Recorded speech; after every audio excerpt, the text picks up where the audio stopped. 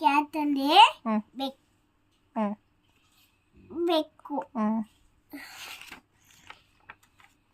ಕುರಿಮನೆ ಅಂದ್ರೆ ಆಡು. Sheep. Sheep ಅಂದ್ರೆ ಕುರಿ. ಏನಪ್ಪ ಇದು? ಶೀಪ್ ಅಂದ್ರೆ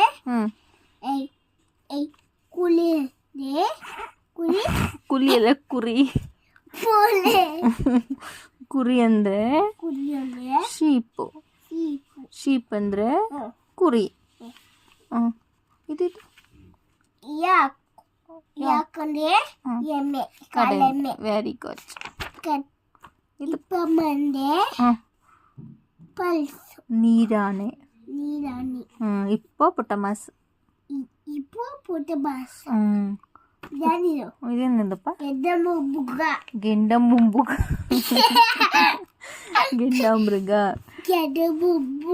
ಇದೇನು ಮಗ್ಲ? ಜಿರಾಫೆ ಅಂದ್ರೆ ಜಿರಾಫೆನೇ. ಗುಡ್.